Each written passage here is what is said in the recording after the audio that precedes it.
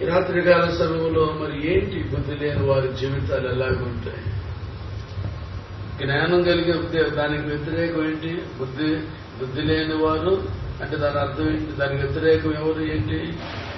బుద్ధి కలిగిన వారు, లేకపోతే జ్ఞానము కలిగిన వారు. జ్ఞానం లేనివారు, జ్ఞానము కలిగిన వారు. మరి జ్ఞానం కలిగిన వారు ఎలా ఉంటారు? బుద్ధి జ్ఞానము కలిగిన వారు ఎలా ఉంటారు? జ్ఞానము లేని వారు ఎలా ఉంటారు? చూడండి, అక్కడే కీర్తన గ్రంథంలోనే 40వ కీర్తనలో దావీదు మహారాజు అంటాడు 2వ వచనంలో, నాశనకరమైన గుంటలో నుండి చికటగల దొంగ ఊబిలో నుండి ఆయన నన్ను పైకెత్తాను. నా పాదములో బండ మీద నిలిపి నా అడుగులు స్థిరపరచాను. హల్లెలూయా! అందరూ చెబుతా హల్లెలూయా! సంతోషంగా చెబుతున్నాడు దావీదు. ఏంటి సంతోషం? నేను నాశనకరమైన గుంటలో పడిపోయా, జిగటగలిగినటువంటి దొంగ ఊబిలో పడిపోయా. అంటే ఏంటి దాని అర్థం? నాశనకరమైన గుంట అంటే పాపం, జిగటగల దొంగ ఊబి అంటే పాపం. ఊబి అంటే ఇక దానిలో పడ్డాడు అంటే క్రమేపలా దిగిపోతా ఉంటాడు. అలాంటి భయంకరమైనటువంటి పరిస్థితుల్లోకి వెళ్లిపోయాను నేను. ఎందుకని? అదే బుద్ధి లేకపోవటం. ఎప్పుడైతే మనుషుడికి బుద్ధిహీనుడైపోతాడో నాశనకరమైనటువంటి గుంటలో అతడు పడిపోతాడు, భూమిలో పడిపోతాడు. జ్ఞానం కలిగినోడు ఏం చేస్తాడు? ఆ గుంటలో నుంచి బయటకు వస్తాడు, ఆ ఊబిలో నుంచి బయటకు వస్తాడు. చూసారా, ఇది ఊబి, ఇది ప్రమాదకరమైంది. చూడండి, మనం కూడా యేసుప్రభు దగ్గరికి రాకముందు ఇట్లాగ పడిపోయాం. మనం నాశనకరమైన గుంటలో పడిపోయాం, ఊబిలో పడిపోయాం, పాపం అనే ఊబిలో పడిపోయాం, నాశనకరమైన గుంటలో పడిపోయాం. నాశనకరమైన గుంట అని ఎందుకు అన్నాడు? ఆ గుంటలో పడితే వాడు వెళ్ళేది ఎక్కడికి? నాశనానికి. ఆ పాపం అనే గుంటలో పడితే చేరేది ఎక్కడికి? నాశనానికి. నాశనం అంటే చచ్చిపోయిన తర్వాత నరకానికి వెళ్ళటమే కాదు, ఈ లోకంలో కూడా ఆ పాపం అనే గుంటలో పడినవాడు ఏమైపోతాడు? వాడు నాశనం అయిపోతాడు. ఈ దినాల్లో చూస్తున్నాం పిల్లరా, పాపాన్ని బట్టి కుటుంబాలు నాశనం అయిపోతున్నాయి, జీవితాలు నాశనం అయిపోతున్నాయి, రకరకాలైన పరిస్థితులు. టీవీలో చూపిస్తున్నాడు.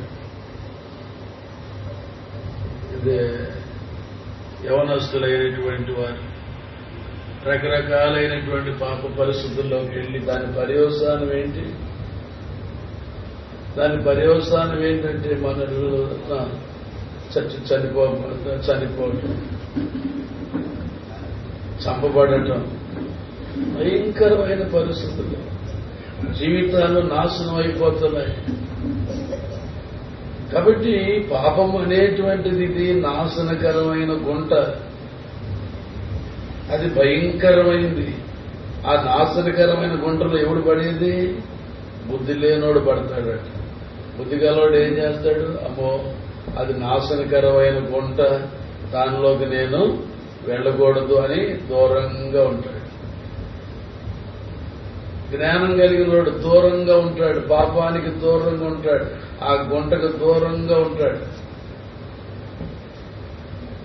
ఒకసారట ఒక మిస్సమ్మ గారు, ఆమెకు ఒక జీపు ఉందంట. ఆమెకి ఆ జీపు డ్రైవర్ కావాల్సి వచ్చి ఈ పేపర్లో ప్రకటన ఇచ్చిందంట. సరే, 3 డ్రైవర్లు వచ్చారంట, నేనని. వాళ్ళ ముగ్గురికి ఒక ప్రశ్న వేసిందంట. అబ్బాయి, మనం జీపులో వెళ్తున్నాం, వెళ్లే దారిలో ఒక పెద్ద గుంట ఉంది రోడ్డు మీద, నువ్వేం చేస్తావరా అని మొదటాడిని అడిగిందంట. వాడన్నాడంట, సడన్ బ్రేక్ వేస్తాను, ఎగిరి అవతల పడతాను. ఇలా రకరకాలు చెబుతున్నారు. ఒకడు చెప్పాడట, అమ్మా ఆ గుంటకి ఎంత ఎడంగా నేను వెళ్ళగలిగితే అంత ఎడంగా వెళతాను అన్నాడు. ఆ గుంట జోలికి వెళ్ళను అన్నాడు. మిసమ్మ గారంటే వాడికి ఇచ్చిందంటే ఉద్యోగం. ఎందుకని? ఆ గుంటకి ఎడంగా వెళ్తానన్నాడు. ఈడేమో సడన్ బ్రేక్ వేస్తానన్నాడు. సడన్ బ్రేక్ అయితే గుంట దాటి అవతల పడదు. ఏమో గుంట దాటి అవతల పడద్దు, గుంటలో పడద్దు. అసలు గుంట జోలు ఎందుకు నీకు? అలాగే పిల్లరా, నాశనకరమైన లోకం, పాపం అనేటువంటిది అది నాశనకరమైన గుంట. బుద్ధి లేని వాడు ఏం చేస్తాడంటే ఆ గుంటలో పడిపోతాడు. గుంటలో పడి నాశనం అయిపోతాడు. బుద్ధిహీనుడైనటువంటి వాడు బుద్ధిహీనమైనటువంటి ఆ పరిస్థితుల్లోకి వెళ్ళిపోతాడు. తన జీవితాన్ని నాశనం చేసుకుంటాడు, తన బ్రతుకును నాశనం చేసుకుంటాడు, తన కుటుంబాన్ని నాశనం చేసుకుంటాడు. కాబట్టి దావీదు చూడండి, ఆయనకి ఎంత సంతోషంగా ఉందో. ఆ ఊబిలో నుంచే దేవుడు నన్ను పైకెత్తాడు. బుద్ధి లేకుండా పడ్డాను, నేను బుద్ధి లేకుండా ఊబిలో పడిపోయా, కానీ దేవుడు నన్ను పైకి లేపాడు ఊబిలో నుంచి. కాబట్టి ఆ ఊబిలో నుంచి ఒకవేళ నువ్వు పడిపోయావా, ఆ ఊబిలో నుంచి నువ్వు బయటికి వచ్చేదాకా దేవుని సన్నిధిలో నువ్వు పెనుగులాడాలి. ప్రార్థనలో పెనుగులాడాలి. ప్రభువా నన్ను లేవనెత్తయ్యా, అదిగో ఈ పాపం, ఏ పాపం అనే ఊబిలో పడిపోయావో నువ్వు. చూడండి 119వ కీర్తనలో దావీదు మహారాజు ప్రార్థన చేస్తున్నాడు. 119వ కీర్తన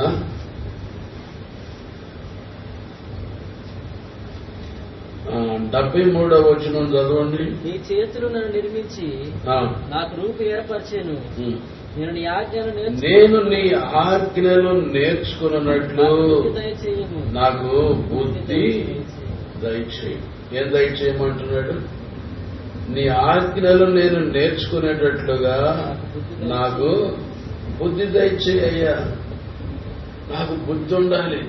నాకు బుద్ధి ఉంటే నీ ఆజ్ఞల ప్రకారంగా చక్కగా నడుస్తాను. హల్లెలూయ.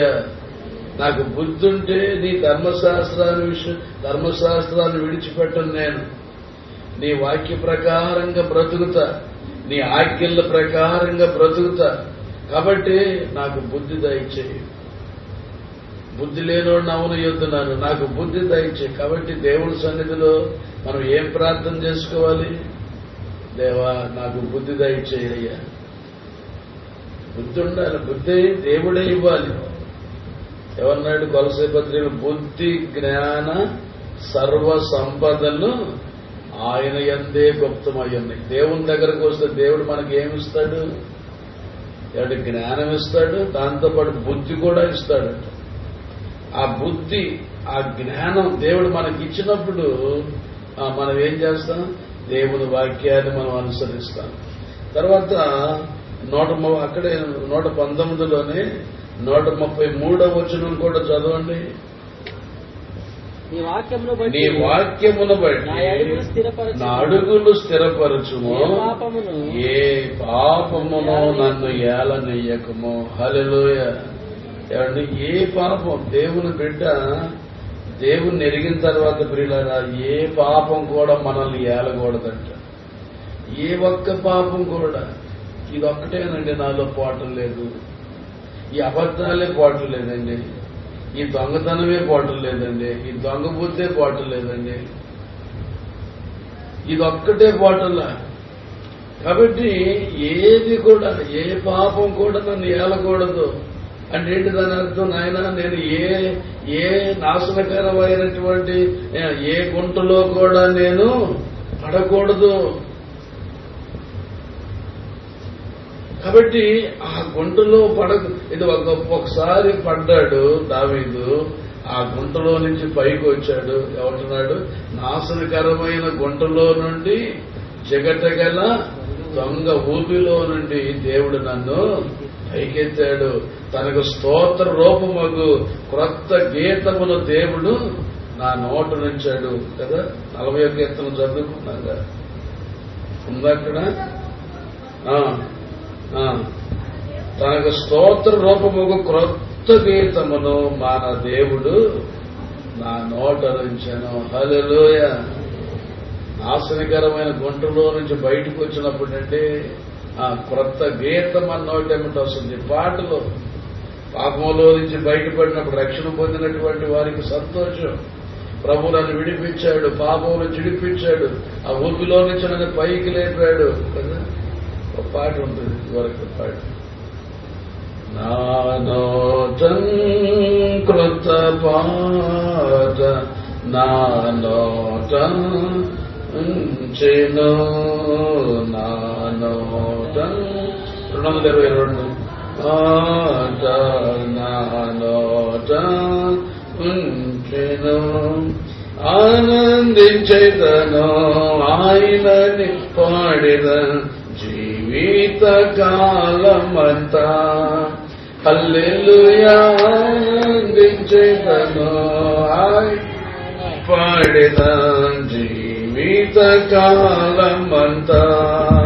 నా నోటం కృత పాట నా యేసు ఉంచెను పాపపు బురద నుండి లేవనెత్తెను జీవమార్గమున నన్ను నిలువబెట్టెను. పాపపు బురద నుండి లేవనెత్తెను జీవమార్గమున నన్ను ఆనందించెదను ఆయనని పాడిన జీవిత కాలమంతా. హల్లెలూయా ఆనందించెదను ఆయనని పాడిన జీవిత కాలమంతా. నా నోటం కృత పాట నా యేసు ఉంచెను. అవును, పాపపు బురదలో నుంచి పైకి వచ్చినప్పుడు ఎంత సంతోషం అండి. అమ్మయ్య, దేవుడు నన్ను పైకి లేపాడు, ఈ గుంటలో నుంచి నన్ను పైకి లేపాడు. ఆ గుంటలో కూరిగిపోయా నేను, ఆ ఊబిలో నేను కూరిగిపోయా. అసలు ఎట్లా పడ్డా? బుద్ధి లేక పడిపోయా నేను, బుద్ధి లేనోడినై పడిపోయా ఊబిలో. బుద్ధి లేక పాపమని ఊబిలో కూరిగిపోయా. దేవుడు నన్ను పైకెత్తాడు. ఎంత ఆనందం! రక్షించబడినప్పుడు ఎంత సంతోషం అండి. ఆ ఊబిలో నుంచి బయటకు వస్తే ఎంత సంతోషం. కాబట్టి దావీదు అంటున్నాడు, ఆ ఊబిలో నుంచే దేవుడు నన్ను పైకెత్తి ఏం చేశాడు? నా పాదములు బండ మీద నిలబెట్టాడు. క్రీస్తు. బండ అంటే ఎవరు చెప్పండి? బండ అంటే క్రీస్తు, యేసు క్రీస్తు అనేటువంటి బండ మీద నిలబెట్టాడు. మళ్ళీ దేవా ఏ పాపు నన్ను ఏలనీయొద్దు, మళ్ళీ నేను ఏ గుంటలో పడిపోనియొద్దు, ఏ ఊబిలో నేను పడిపోనియొద్దు. ఆ ఊబిలో పడిపోతే ఇక నా పరిస్థితి ఏమైపోద్దు? బుద్ధిహీనమైన జీవితం అండి. బుద్ధి ఎప్పుడైతే బుద్ధి పోద్దో ఆ పరిస్థితుల్లోకి వెళ్ళిపోతాను. తప్పిపోయిన కుమారుడు గురించి మనం చదువుకుంటాం. మనకు తెలుసు, తండ్రి ఇంటిలో నుంచి నా ఆస్తి నాకు ఇచ్చేసాయి అని పోట్లాడి డబ్బులు తీసుకుని, వద్దు నేను ఉండను ఇక్కడ, వెళ్ళిపోతా, డబ్బులు ఇచ్చేసాయి నాన్న, నాకు ఇచ్చేసాయి. ఏం తక్కువైందిరా నీకు? నిన్ను బాగా చూడటం లేదా? ఇంట్లో పెట్టట్లేదా? కడుపు నుండి అన్నం పెట్టట్లేదా? నేను ఎవరన్నా ఏమన్నా అన్నారా? ఎందుకు నాన్న వెళ్తానంటున్నావు? తండ్రి అంత ఏడ్చాడు. ఉండను. అసలు ఇల్లు అంటేనే ఇది పెద్ద దరిద్రం కొంప. వచ్చి ఇంట్లో పడ్డా నేను, ఉండను, నేను వెళ్ళిపోతా. మాట్లాడి తల్లిని దూషించి తండ్రిని దూషించి డబ్బులన్నీ తీసుకున్నాడు. నా వాట నాకు ఇచ్చేసాయి పోట్లాడాడు. తీసుకుని దూర దేశమునకు వెళ్ళిపోయాడు. వెళ్ళిపోయి అక్కడ ఏం చేశాడు? స్నేహితులను చూసుకున్నాడు. ఏ స్నేహితులు? డబ్బులు బట్టి వచ్చే స్నేహితులు. వాళ్ళందరూ దొంగ రకాలు. ఆ దొంగ రకాలందరినీ పోగేసుకున్నాడు. పోగేసుకుని డబ్బులన్నీ పాడు చేశాడు. అన్నీ అయిపోయాయి. కూర్చొని తింటుంటే ఆగుతీయా? ఇది సామెత కూర్చొని తింటుంటే కొండలైనా తరిగిపోతాయి. డబ్బులన్నీ అయిపోయింది, పెట్టి ఖాళీ అయిపోయి వేషులతో తిరుగుతున్నాడు, తాగుతున్నాడు, శేషాలు తెస్తున్నారు వాళ్ళు. ఈడు దాగా ఆడు దాగా వీళ్ళందరూ దాగా ఏమండి భయంకరమైన జీవితం జీవించాడు. వీళ్ళరా మొత్తం అన్ని డబ్బులన్నీ అయిపోయాయి. ఎప్పుడైతే వీడి దగ్గర ఏమి రావటం లేదో ఆ స్నేహితులందరూ వదిలిపెట్టేసి ఒరేబాయ్ పోతున్నాం రా మేము, నీ దగ్గర ఏమి రావటం లేదు, డబ్బులు లేవుగా, ఏంట్రా నిన్నడదాకా ఉన్నారు కదరా, ఎంత మంచి స్నేహితుడు రా, నీ మాతో బాగా కబుర్లు చెప్పారు కదరా, నేను ఎక్కడికి వెళ్ళనురా ఉండండిరా అన్నాడు. ఏంట్రా ఎందుకురా నీ దగ్గర ఉండేది, ఏమన్నా నీ దగ్గర, పదండ్రా పోయారు. అయ్యో ఏంటి ఇలా చేశారు, దిక్కులేనోడు అయిపోయాడు. అన్నం లేదు, భోజనం కొరకు నానా తిప్పలు పడుతున్నాడు. అట్లా మాకండి ఆఖరికి ఉద్యోగానికి కుదిరాడు. ఏం ఉద్యోగం? పందులు మేపేటువంటి పని. వాళ్ళకి అసలు పందులంటే అసహ్యం, పంది వాసనే పడదు, పంది దగ్గరికి కూడా రాలేదు. అలాంటిదే ఆ పందులు కడగాలి. చూడండి, పందులు కడిగే స్థితికి కూడా దిగజారిపోయాడు. పందులు కుడిదిపెట్టాలి, కుడిదిపెట్టే స్థితికి కూడా దిగజారిపోయాడు. తర్వాత ఇదే పందులు తినేటువంటి ఆ పొట్టు ఆకలి వస్తుంది బాగా, పందులు తినేటువంటి పొట్టే అది తిందాం అనుకుంటున్నాడు. ఎక్కడ అన్నం దొరకగా కడుపులో పేగులు అరుస్తున్నాయి, ఆకలేస్తుంది, తట్టుకోలేకపోతున్నాడు.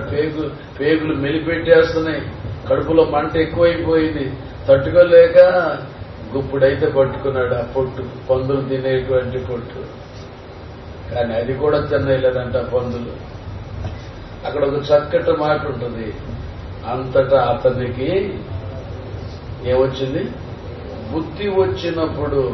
అంటే దాని అర్థం ఏంటి? బుద్ధి అప్పుడు వచ్చిందంటే దాని అర్థం ఏంటంటే అప్పుడు దాకా అతడికి బుద్ధి లేదు. ఉందా లేదా?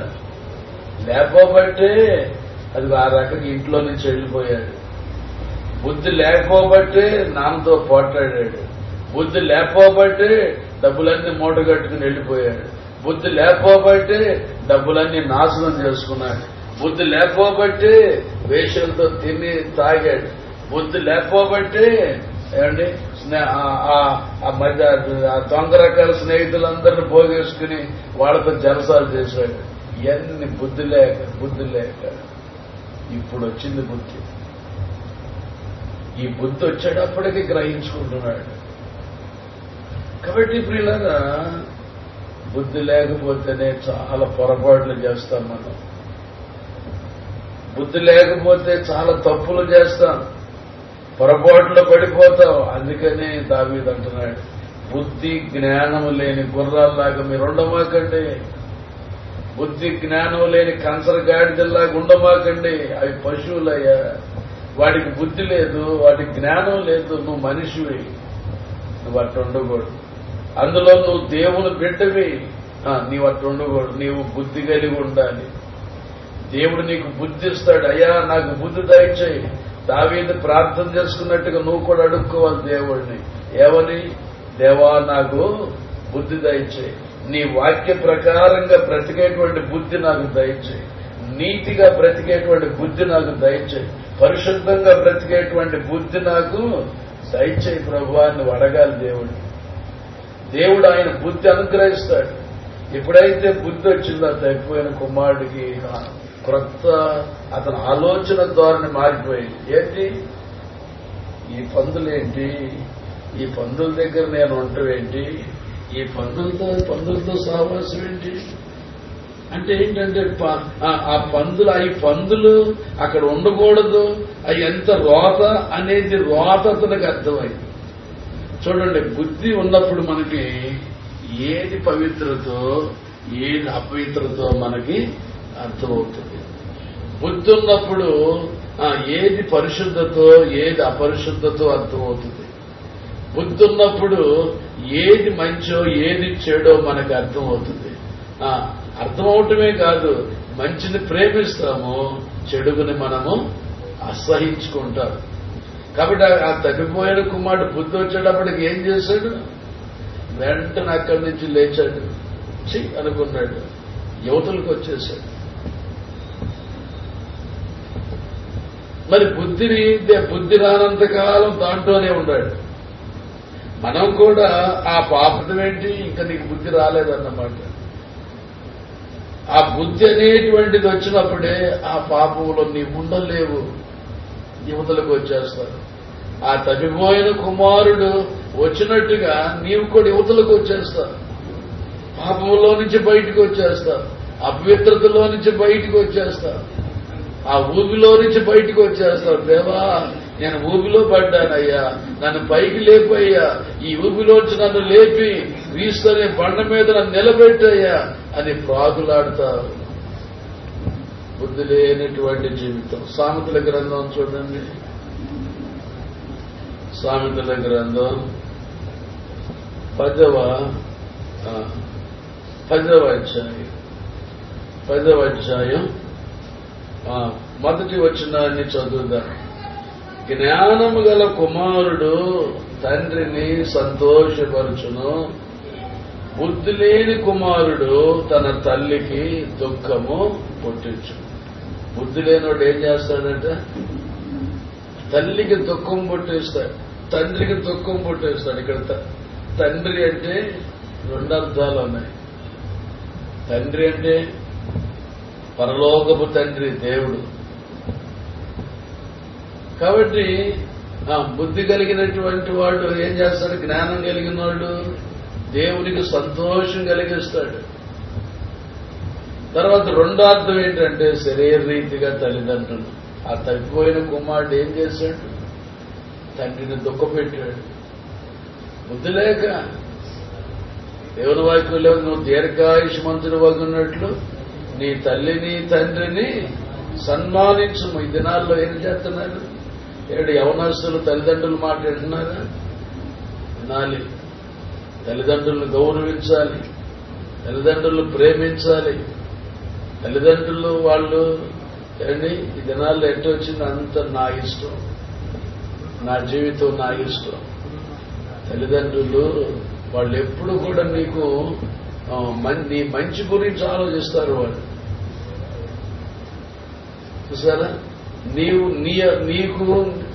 నీ జీవితాల గురించి నీకున్నటువంటి ఆలోచన కంటే నీ తల్లిదండ్రులకు ఉండేటువంటి ఆలోచన ఉన్నతమైనటువంటి.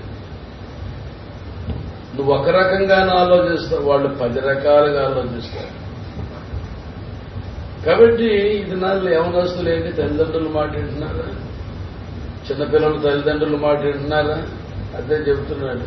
జ్ఞానము గల కుమారుడట ఏం చేస్తాడు, తండ్రిని సంతోషపరుస్తాడు. తర్వాత బుద్ధి లేనివాడు ఏం చేస్తాడు, దుఃఖ పెడతాడు, తల్లిని దుఃఖ పెడతాడు. తల్లి అంటే శరీరీతిగా తల్లి అని, ఇంకోటి ఏంటంటే తల్లి అంటే సంఘం. బుద్ధి లేనటువంటి వాడు దేవుని దుఃఖ పెడతా ఉంటాడు. బుద్ధి లేనిటువంటి బ్రతుకుతూ, బుద్ధి లేని కార్యాలు చేస్తూ, బుద్ధి లేని పనులు చేస్తూ దుఃఖ పెడతా ఉంటాడు. ఆయన నామానికి అవమానము తెస్తా ఉంటాడు. చూడండి, సామెతల గ్రంథంలో 7వ అధ్యాయంలో అక్కడ 6వ వచనం నుండి చదువుకుంటే అక్కడ ఒక విషయాన్ని మనం చదువుకుంటాం. నా ఇంటి కిటికీలో నుండి, నా అల్లిక కిటికీలో నుండి నేను పారచూడగా, ఈయన సొలొమోను చూస్తున్నాడట. ఏంటి ఈ గ్రంథం రాసినట్టు ఆయన చెబుతున్నాడు. కిటికీలో నుంచి చూస్తా ఉన్నాడు బయటికి. చూస్తుంటే ఏమైంది, 7వ వచనంలో జ్ఞానం లేని వారి మధ్య, యవనస్తుల మధ్య బుద్ధి లేని పడుచువాడొకడు నాకు. ఏ పడుచోడంటే ఎవరు? పడుచోడంటే ఎన్ని సంవత్సరాలు? ముసలోడు కాదు. పడుచోడంటే కుర్రోడని. ఒక కుర్రాడు కనపడ్డాడంట. ఎటువంటి కుర్రాడు? బుద్ధి లేని కుర్రాడు. వాడికి బుద్ధి లేదు. బుద్ధి లేదు కాబట్టి వాడు ఏం చేస్తున్నాడు? 8వ వచనం, సంధ్య వేళ ప్రొద్దుగుంకిన తరువాత చెమ్మ చీకటి గల రాత్రి వేళ వాడు జార స్త్రీ సందు దగ్గర ఉన్న వీధిలో తిరుగుతున్నాడు. చూసారా, బుద్ధి లేని పడుసోడైనా లేకపోతే మగపిల్లోడైనా ఆడపిల్లైనా సరే బుద్ధి లేదు కాబట్టి వాడు ఎక్కడ తిరుగుతున్నాడు అంటారు? జార స్త్రీ సందు దగ్గర జారత్వం కొరకు అక్కడ తిరుగుతున్నాడు. పొద్దుగుకు వేళ తిరుగుతున్నప్పుడు ఏం జరిగింది అదంతా వివరిస్తాడు అక్కడ.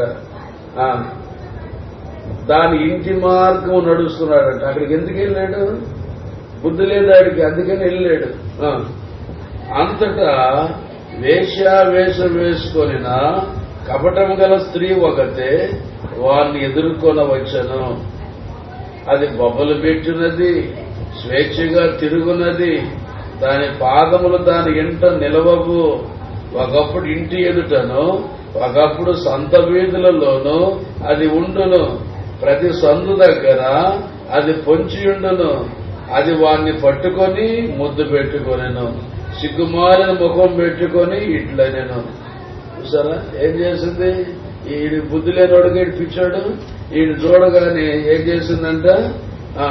వాని మీద వాడిని పట్టుకుని దగ్గర తీసుకుని ముద్దు పెట్టుకుందంట. తర్వాత సిగ్గుమాలిన ముఖం, సిగ్గులు అలకపోతుంది ఇక చేసిందంట. చేసి ఏమంటుంది? నేను సమాధాన బలు నేను అర్పించవలసి ఉంటుంది, నేను నా మొక్కుబడులు చెల్లించాను కాబట్టి నేను దేవుడికి నా మొక్కుబడులు చెల్లిస్తే దేవుడే నిన్ను నా దగ్గరికి తీసుకొచ్చాడు. నేను నిన్ను కలుసుకోవాలని వస్తుంటే నువ్వే నాకు ఎదురుపడ్డావు అని చెప్పి కాబట్టి ఇదిగో అతన్ని ఆ మాటలు ఈ మాటలు చెప్పి ఇంటికి తీసుకెళ్ళింది. అక్కడ రాయబడిన మాట చివరిలో చెబుతున్నాడు. 21వ వచనం చదవండి. అది తన అధికమైన లాలన మాటల చేత వారిని, ఏ మాటలు చెప్పాలి? ఏ మాటలు? లాలన మాటలు అంట. ఆ మాటల్లో పడిపోయాడు. ఎందుకని? ముందే చెప్పాడు వాడు ఎవడాడు? బుద్ధి లేని పడుచువాడు. వాడికి బుద్ధి లేదు, జ్ఞానము లేదు. కాబట్టి ఆ లాలన మాటల్లో పడిపోయాడు. ఈ అమ్మాయి ఇలా చెబుతుంది ఏంటి అని గ్రహించలేకపోయాడు. చూసారా, ఈ అమ్మాయి ఎలా చెబుతుందేంటి, లేదా ఈ అబ్బాయి ఎలా చెబుతున్నాడేంటి, ఇలాంటి మాటలు పొడుసోడైనా పొడుసుదైనా ఈ అబ్బాయి ఎలా చెబుతున్నాడేంటి అని గ్రహించలేకపోయాడు. తర్వాత తాను పలికిన ఇచ్చక మాటల చేత వానిని ఈడ్చుకోవటం అంటే ఇక లాకెళ్ళిపోయినట్టే. ఇక తర్వాత వెంటనే పశువు వదకు పోవునట్లును, పరుల చేజిక్కిన వాడు సంఖ్యలలోనికి పోవునట్లును, తనకు ప్రాణహానికరమైనది ఎరుగక ఉరి యొద్దకు పక్షి త్వరపడినట్లును. 3 పోలికలు చెప్పాడు అక్కడ. ఒకటేంటి? పశువుని కొయ్యటానికి తీసుకెళ్తారే, దానికి తెలియదు పాపం. తీసుకెళ్తాడు ఏం చేస్తుంది? నాకు మేత ఎత్తాడు కాబట్టి అనుకుని వెళ్తుంది వెనకాల పడి. కానీ మేత ఎత్తాక తీసుకెళ్లి కొయ్యటానికి దాన్ని అక్కడ మాంస మార్కెట్ కాడ వాటిని కోస్తా ఉంటాడు. సన్నడి కత్తి తీసుకుని అలాగా కూర్చొని ముందే నోట్లో కలిసి నీళ్లు పోతాడు సాయిబు గారు. పోయి సాపాడిని ఒక్కసారి మెడకాయ తీసిస్తే గిలగిల తన్నుకుంటే ఇంత బాధపడతా ఉంటుంది అది. కాబట్టి పశువే తెలియకుండా అమాయకంగా పశువు వెళ్ళినట్టుగా తర్వాత చూడండి, దొరికిపోతే వాడిని ఎంట పట్టుకుని సరసాలో లాక్కెళ్ళిపోతారు. అలాగా పక్షి ఉరి ఆ ఉచ్చులో పడిపోతారని తెలియకుండా ఏ విధంగా వెళ్ళి వలలో పడిపోతూ వాడు దాని వెంట పోయేను అని ఇవన్నీ చెప్పి అంటున్నాడు. దాని ఇల్లు 27 దాని ఇల్లు పాతాళమునకు పోవు మార్గము, ఆ మార్గము మరణశాలలకు దిగుపో. కాబట్టి ఇవన్నీ చెప్పి అంటున్నాడు. ముందు చెప్పాడు స్టార్టింగ్ లో ఏమంటున్నాడు? ఇది బుద్ధి లేని. కాబట్టి మనుషులు ఎప్పుడైతే బుద్ధి లేని వాడు అవుతుంది. ఇక్కడ ఎందుకు చెప్పాను నేను ఎందుకు జ్ఞాపకం చేస్తున్నానంటే, ఎప్పుడైతే బుద్ధి అనేటువంటిది పోతో మనుషుడు నాశనకరమైనటువంటి ఆ పాపం అనే ఊబిలో పడిపోతాడు. చూడండి, అక్కడే 6వ అధ్యాయంలో 32వ వచనం చదవండి. జారత్వము జరిగించువాడు కేవలము బుద్ధి శూన్యుడు, అంటే బుద్ధి లేనివాడు. జారత్వం జరిగించేవాడు, వ్యభిచారం జరిగించేవాడు ఎవరంట? బుద్ధి లేనివాడు. ఈ దినాల్లో లోకంలో ఎక్కువ భయంకరమైనటువంటి పాపం ఇదే. లోకాన్ని ఏళ్తున్నటువంటిది, గ్రామాలను ఏళ్తున్నటువంటిది, దేశాన్ని ఏళ్తున్నటువంటిది వ్యభిచార పాపం. కాబట్టి దేవుని వాక్యం చెబుతుంది, ఆ పాపంలో వెళ్లేవాడు ఎవరంట? వాడు బుద్ధి లేనివాడు. నా తర్వాత ఆ కార్యము చేయువాడు స్వనాశనమును కోరువాడు. వాడి నాశనాన్ని వాడు కోరుకున్నట్టే. కాబట్టి ప్రియులారా, దేవుని వాక్యం బుద్ధి జ్ఞానము లేని గుర్రాల్లా ఉండమాకండి, బుద్ధిహీనంగా బ్రతకమాకండి. మరి ఏంటి జ్ఞానం? యోబు గ్రంథం 28వ అధ్యాయంలో 28వ వచనంలో అంటాడు, యెహోవా యందు భయభక్తులు కలిగి ఉండటం. చదవండి, 28 చదవండి. యోబు గ్రంథం, యెహోవా యందలి భయభక్తులే జ్ఞానం. హల్లెలూయ. అందరూ చెబుతాం హల్లెలూయ. ఏంటి తెలివితేటలు? ఏంటంట? దేవుని యందు చక్కగా భయభక్తులు కలిగి బ్రతకటమే జ్ఞానం. చక్కగా ప్రార్థన చేసుకోవటం, మారు మనసు పొందటం, దేవునికి ఇష్టంగా బ్రతకటం, దేవుని మార్గం నడవటం, అదండి తెలివితేటలండి. దేవుని రాజ్యం సంపాదించుకున్నోడు ధన్యుడండి. పాపం నుంచి విడుదల పొందినోడు జ్ఞానం కలిగినోడు. పాపం నుంచి దూరంగా ఉన్నవాడు జ్ఞానం కలిగినోడు. పరిశుద్ధతను ప్రేమించినోడు చెప్పాలి జ్ఞానం కలిగినోడు. దేవుని రాజ్యం సంపాదించుకున్నవాడు జ్ఞానం కలిగినవాడు. కాబట్టి నీకు ఏది కావాలి? పరలోకం కావాలా, పాతాళం కావాలా? నేను ఏమన్నాడు? రెండే దారులు కావాలో మానవా, ఒకటి పరలోకం. రెండున్నాయి. ఏది కావాలి నీకు? పరలోకం కావాలా, ప్రభు సన్నిధి కావాలా, పరలోకంలో ప్రభుత్వం ఉండాలా, ఆయన రాజ్యంలో ఉండాలా? ఆశ ఉందా? అది దాన్ని సంపాదించుకున్న వాడికి నాకేది ఈ లోకంలో ఏమున్నా పర్వాలేదండి, ఏమి లేకపోయినా పర్వాలా, ఇల్లు వాక్యంలో ఏమున్నా లేకపోయినా పర్వాలేదండి, దేవుడి రాజ్యం దొరికితే నాకు చాలు అని అర్థం చేసుకుని మారు మనసు పొంది దేవుని బిడ్డగా బ్రతుకుతాడే వాడంటే జ్ఞానం కలిగినాడు.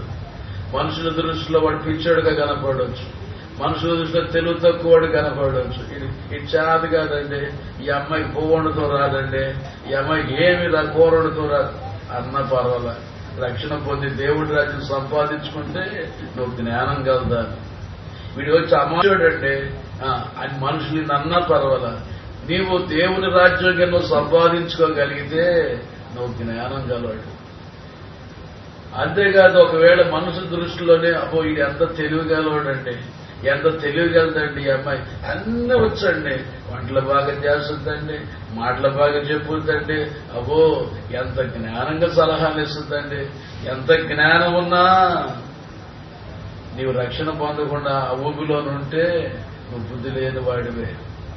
ఎందుకంటే ఏం బతుకు, ఎంత బతుకు బతి నరకానికి పోతున్నావు నువ్వు. నువ్వు తెలివిగలవాడవా, తెలుగు తక్కువడువా? తెలివిగలదానవా, తెలుగు తక్కువ దానవా? నీ ఆత్మ నరకం పాలు చేసుకుంటున్నావంటే నువ్వు తెలివిగలవాడో తెలుగు తక్కువడు అంటే ఏంటి జ్ఞానం? నిత్య నరకానికి పోతున్నావు నువ్వు. ఈ లోకంలో ఎంత తెలివితేటలుంటే ఏంటి, ఏమి సంపాదిస్తే ఏంటి, మేడల మించి సంపాదిస్తే ఏంటి, ఆస్తిపాస్తులు సంపాదిస్తే ఏంటి. కాబట్టి ప్రియులారా, రాత్రి దేవుడు మాట్లాడుతున్నాడు, జ్ఞానంగా బుద్ధి జ్ఞానం లేని గుర్రాల్లాగా ఉండమాకండి, బుద్ధి కలిగి ఉండండి. బుద్ధి లేని జీవితం జీవించమాకండి, బుద్ధి లేని బ్రతకమాకండి. ఆ 10 మంది కన్యకులు 5 బుద్ధి లేని వాళ్ళు ఉన్నారే, అట్ట బుద్ధి లేని వాళ్ళలాగా ఉండమాకండి. ఆ జారస్త్రీ దగ్గరికి వెళ్ళాడు బుద్ధి లేని పొడుసోడు, అట్లాంటి బుద్ధి లేని వాళ్ళలాగా ఉండమాకండి. వాడు తన స్వనాశనాన్ని వాడు కోరుకుంటున్నాడు. తప్పిపోయాడు కుమారుడు ఆ బుద్ధి లేకుండా తండ్రి మీద పోట్లాడి ఇష్టం వచ్చినట్టుగా ఇచ్చేసని చెప్పి నాశనం చేసుకున్నాడు. అంతా బుద్ధి వచ్చినాక అర్థమైంది వాడికి. అప్పుడు వచ్చాడానికి వాడిలాగా ఉండమాకండి, పాడు చేసుకునే వాడిలాగా ఉండమాకండి, జీవితాన్ని నాశనం చేసుకునే వాడిలాగా ఉండమాకండి. ఈ దినాల్లో కొంతమందికి బుద్ధి వస్తుంది. ఎప్పుడు వస్తుంది? చచ్చిపోయే ముందు వస్తుంది బుద్ధి. ఘోరమైన జబ్బులు వచ్చి, వ్యాధులు వచ్చి, అవి వచ్చి ఇవి వచ్చి అన్ని వచ్చి చివరిలో దేవుడు తెలుసుకుంటానండి నేను ప్రభు దగ్గరకు వస్తే ఏమో ఇక చివరి నిమిషంలో ఆయన కనికరిస్తాడు, లేకపోతే లేదు. ఏం చేస్తాడు? ఒక పాస్టర్ గారు ఒక ఇంటికి వెళ్ళాడు. ఒక ఇంటికి వెళ్తే అయితే ఒక యవనస్తురాలు, ఆ ఇంట్లో యవనస్తురాలు ఉంది. ఇది ఆ యవనస్తురాలతో ఈ పాస్టర్ గారు చెప్తున్నట్టు, మూడి అనేటువంటి దైవజనుడు ఆయన, అమ్మా యవన కాలంలో ప్రభుని తెలుసుకో అని చెబుతున్నాడు. చెబుతుంటే ఆ అమ్మాయట ఇది పెద్ద సినిమాల్లో యాక్ట్ చేస్తుంది, హీరోయిన్ అన్నమాట. అవునట ఏంటంటే నాకెంత జీవితం ఉంది, నాకెంత పేరు ప్రఖ్యాతులు ఉన్నాయి, మనుషులు నన్ను పొగుడుతారు, నేనంటే పడి చచ్చిపోతారు, ఇంతమంది అభిమానులు ఉన్నారు. ఇప్పుడు నేను ఇవన్నీ వదులుకుని సినిమాలు, షికారులు, వినోదాలు ఇవన్నీ వదులుకుని నేను ఇప్పుడు రక్షణ పొందాలా? లోకభోగాలన్నీ వదులుకుని ఇప్పుడు నేను రక్షణ పొందాలా? ఇవన్నీ అయిపోయినాక చివరి దినాల్లో అప్పుడు పొందుతా, ప్రభు దగ్గరికి అప్పుడు వస్తా అన్నాడు. ముస్లిం అయినాకంటే అప్పుడు వస్తుందండి. అప్పుడు వస్తే ప్రభు చేర్చుకోవడం ఏంటి? సరే కొంతసేపుడి కంటే కాఫీ ఎత్తుకొచ్చిందండి. ఈయనంట సగం తాగి, అమ్మ ఇంత కాఫీ వద్దులే కానీ ఇది కొంచెం సగం తాగి మిగతాది నువ్వు తాగు అన్నాడు. అంటే నువ్వు తాగి ఎంగిల్ చేసి నేను తాగల అని కోపంగా అన్నాడు. అప్పుడు ఆయన నవ్వి, నేను తాగి ఎంగిల్ చేసిన దాన్ని నువ్వు తాగనంటున్నావే, మరి నువ్వు జీవితం అంతా సైతానికే దారాదత్వం చేసి చివరిలో వచ్చి నీ జీవితాన్నే అయ్యా నువ్వు తీసుకో అంటానంటున్నావు. అప్పుడు తాగుతాడా ఆయన? తీసుకుంటాడా? ఆయన కూడా నాకు వద్దు అంటే అప్పుడు నువ్వేమైపోతావు అన్నాడు. అంతే, ఆ మాటకి ఒక్కసారి హృదయం పగిలిపోయిందంటే ఆయన. నిజమే, ఆ రోజునే ప్రభు నన్ను తోసేస్తే నా పరిస్థితి ఏంటి, కాదంటే నా పరిస్థితి ఏంటి? నాకు అక్కర్లేదు నీ జీవితం. ఇప్పుడు కాఫీ ఏ విధంగా సగం దాగిన కాఫీ నాకెందుకయ్యా అని ఆమె ఎట్టాందో అర్థం. యేసు ప్రభు కూడా ఇంత నీ జీవితం అంతా పాటు చేసుకుని నాకు వద్దంటే నేను ఏమైపోవాలి అప్పుడు? కాబట్టి ప్రియులారా, అందుకని అంటాడు, అనుకూల సమయం అందే నీ మొర్రను నేను ఆలకించాను.